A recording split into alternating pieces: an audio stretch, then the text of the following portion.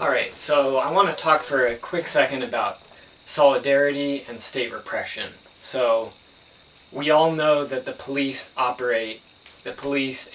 FBI, all these state enforcement agencies, act primarily to uphold the status quo, uphold corporate power, and prop up the American empire. And that plays out in many different ways, whether we look at state repression against activists of all sorts, going back to COINTELPRO, going back to Eugene Debs, going back to the IWW and the Wobblies in the early days of the union movement. These agencies have always acted to repress people's movements for liberation, and that continues today. So I have been contacted by the FBI multiple times. This will probably come as no surprise to most of you who have watched my videos and listened to what I have to say, because I am not interested in bullshit and I'm not interested in half measures. So when I call for revolution, I'm actually talking about revolution, and that's dangerous to those in power. So, thus far, obviously, I'm operating from a place of very much a place of relative privilege in this culture because I'm white, I'm male, and I'm living in the heart of empire. So, I have a little more breathing room than some other people might have, which to me means that it's my responsibility to speak up even that more forcefully, and to be pushing the boundaries of what we're willing to do. This has been on my mind a lot lately because we got some information recently about an activist friend who is currently, we believe, under investigation by the FBI for possible charges, possible indictments related to some terrorist legislation that was passed in the past 10 to 15 years in this country. You look at things like the Patriot Act, the Animal Enterprise Terrorism Act. There have been a number of pieces of legislation that have been designed to remove civil rights and civil liberties for activists and those who are fighting the imperialist state specifically. And those tools are being used against people like me and the people I work with every day, to allow the government to do things like warrantless searches, to allow them to do things like wiretapping without a court order, and so on.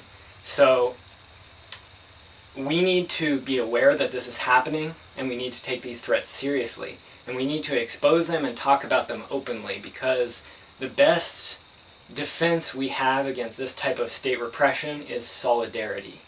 And, so I want to ask everyone who watches this, when inevitably state repression lands harder on me or on my friends or people in your community, people you need to be there with material support, solidarity to help them, to help organize legal defense, prisoner support, writing letters to these people to keep up their morale, doing whatever you can to help get them out of the state's clutches and, keep them safe and keep them in the fight as long as possible. This is also on my mind this morning because I'm looking at this news from the Bayou Bridge pipeline construction down in Louisiana. And what happened apparently is that there was a tree sit set up on private land. This land had not been seized by eminent domain, and there was a tree sitter up there. The cops came onto the property and evicted this tree sitter. They cut the lines, and eventually the person was forced to come down to the ground of their own volition.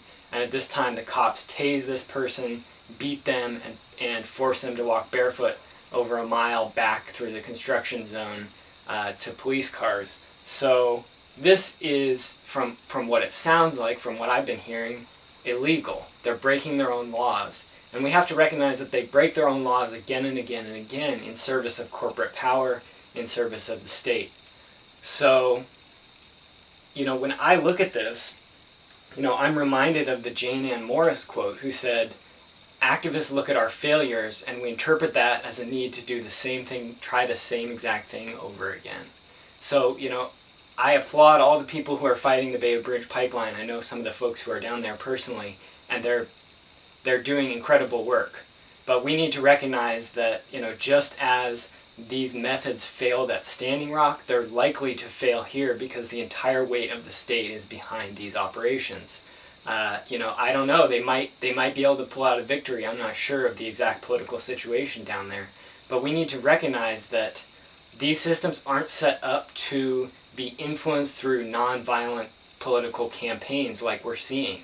And it's no mistake that the Standing Rock movement, which was the biggest mass mobilization in possibly the history of the environmental movement in terms of a direct action protest camp, and it failed. The oil is flowing through that pipeline right now, today, and it has been for months.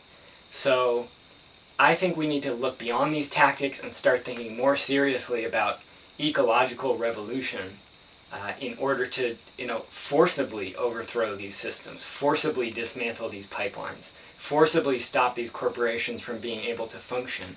And check out some of the resources below the video if you're interested in more on those topics.